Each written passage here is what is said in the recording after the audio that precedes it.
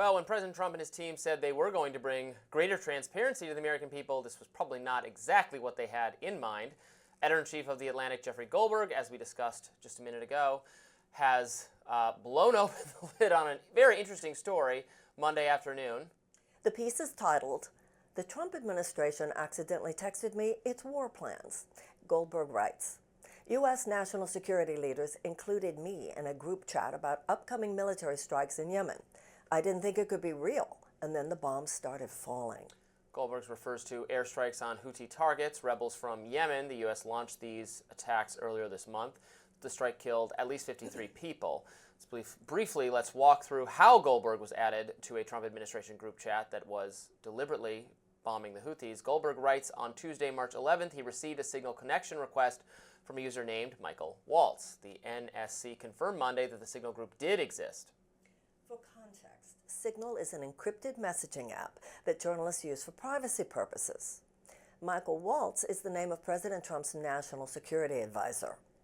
Goldberg accepted the request, even though it was a bit unusual that Walz would be reaching out.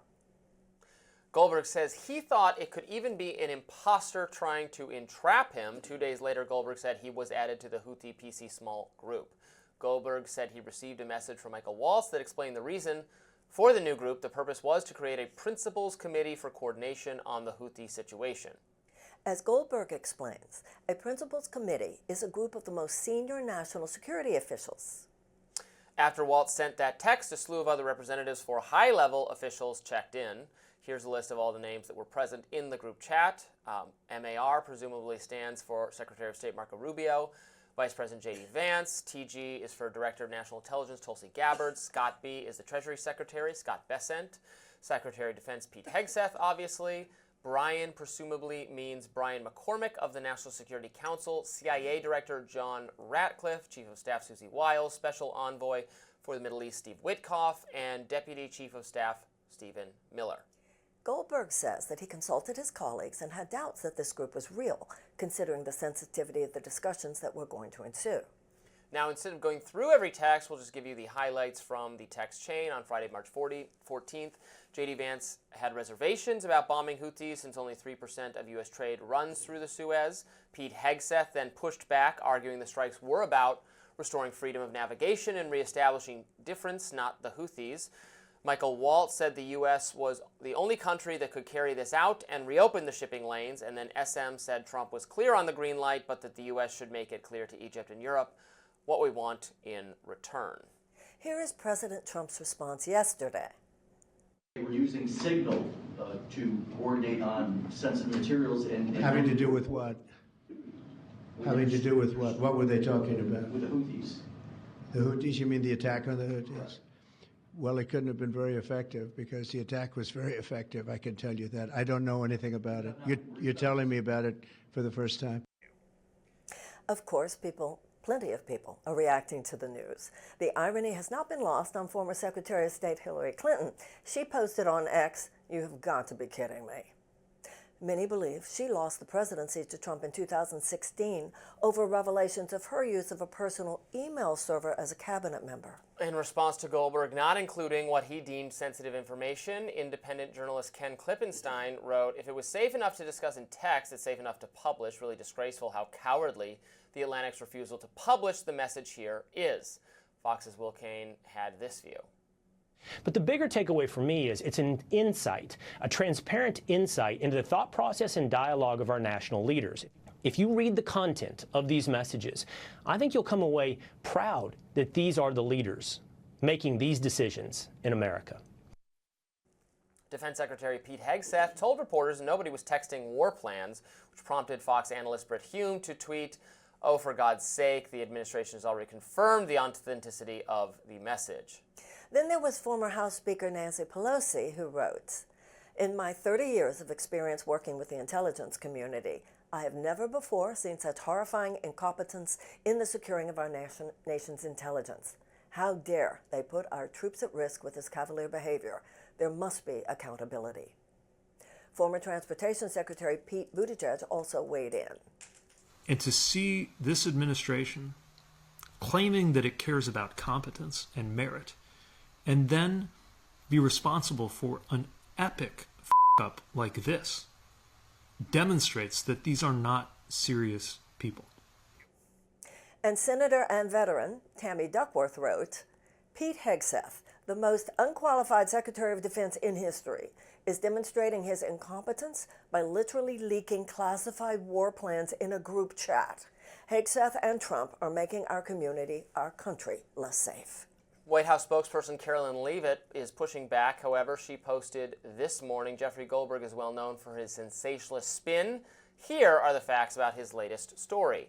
1, no war plans were discussed. 2, no classified material was sent to the thread. 3, the White House counsel's office has provided guidance on a number of different platforms for President Trump's top officials to communicate as safely and efficiently as possible. Leavitt said they were looking into the matter. Republican Congressman and Senate Armed Services Committee Chair Roger Wicker told The Hill that the panel plans to investigate the situation. Senate Majority Leader John Thune also told The Hill that lawmakers will get to the bottom of it. Okay, lots to discuss here on the legal aspects and the blowback. I find it very rich from Democratic members of Congress to be saying, oh, this is some huge intelligence scandal, and how dare they? Okay, you're the Congress. You are the body that declares war in the first place. They're more mad that we found out that wars are being planned without any congressional oversight than they are that there's no congressional oversight. Like, do your actual job and be the body responsible for all this. So I don't want to hear from Nancy Pelosi. She's presided over a period of utter disregard for the congressional, the constitutionally mandated provision that Congress is responsible for handling these affairs. She didn't care when Democrats were in charge. She didn't even care when Republicans were in charge. Okay. They just all marched lockstep. So this is not Biden's presidency, and Nancy Pelosi is no longer Speaker of the House. This Right. is now, okay? The Democrats have no power. They are not in power in the House, and they are not in power in the Senate. So the idea, why didn't they do something? Secondly, even though I agree with you about the Congress being the ones to declare war, you continue to pretend like the National Defense Authorization Act does not allow all this. So your point is well the taken, National Defense but it has Authorization Act nothing is to do with the Democrats allowing it to happen. The one thing Nancy Pelosi said that I did have a problem with, she said it put our troops at risk. Our troops are not there in that area. Yeah. But the idea of the incompetency, and I believe that Pete Buttigieg was absolutely correct. There are people, the prisons of the United States are filled with people who have done so much less in terms of criminal activity. This should be considered such a breach, and under normal circumstances, some heads would roll. Somebody should be held accountable here. Whether it's Michael Walz, I don't know. Well, but for the Michael Walz should be held accountable. absolutely. Well, somebody, and also this does go back to the fact that lying has been so normalized in that administration. Well, who's lying? Ineptitude. This entire thing, Other than perhaps Michael Walz, about why he added Jeffrey Goldberg, editor-in-chief of the Atlantic, to the group chat.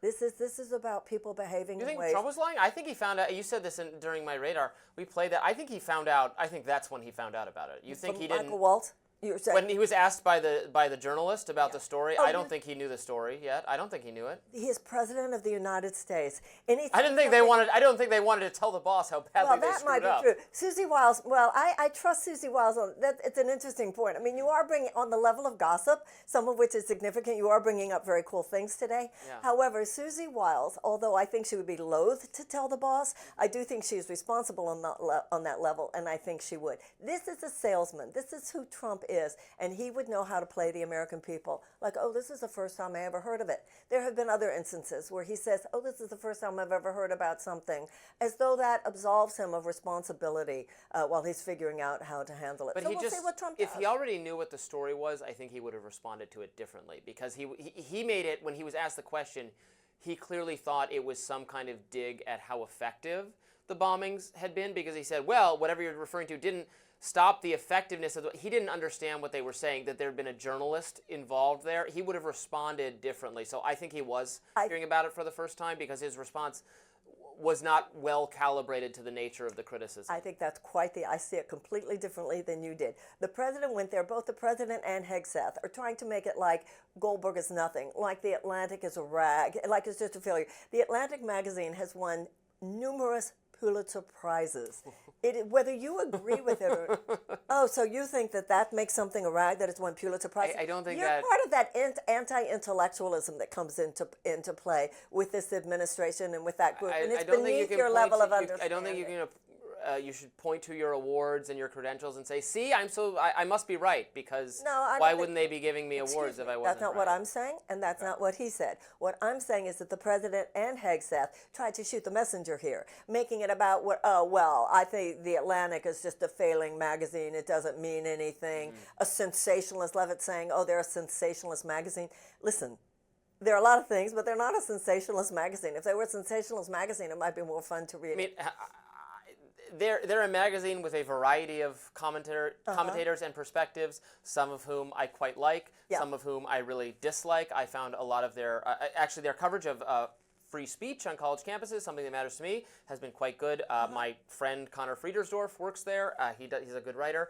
I thought the magazine's COVID coverage was horrific and like the most freaked out kind of convention, like remain locked in your home forever and don't even breathe the air. It would be better to die from suffocation than accidentally give someone COVID. Like that was the level of hysteria. So, and also Jeffrey Goldberg, who's the editor-in-chief, is a very hawkish individual, is a very pro-military intervention individual. This is a criticism I hear from people on the left, like Glenn Greenwald, that he is very aligned with, or wants to align U.S. foreign policy with Israel's foreign policy interests, and he is not a popular person. As far as I know, I am not a progressive left person, but as far as progressive left people I talk to are not huge fans of the Atlantic's foreign policy coverage, is what I've come to understand. So this is not just a deranged right-wing criticism of the Atlantic. It's one I've been hearing the left make for years. No, that's kind of the point here. We shouldn't get lost in those side issues, as important as some of those side issues are. No. The issue should be the fact that our Secretary of Defense and his office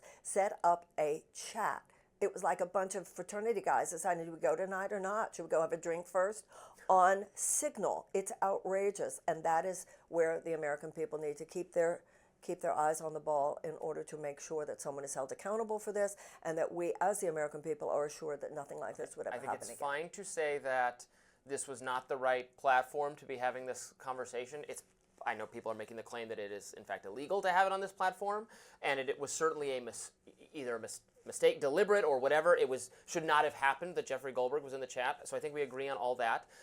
However, I I agree with Will Cain, the Fox News guy's commentary, that I appreciated hearing that our leaders are thinking through whether aspects of our foreign policy that the administration is pursuing aligns with what the people actually want. Is this on message with why the American people elected Trump? That's a question J.D. Vance raised. I think that is a good. Now, maybe that conversation should be happening in a skiff or on whatever government approved. If that's what you're saying, fine. I don't really have a counter opinion on that. Robby, that conversation would have been basically no different under a Biden administration.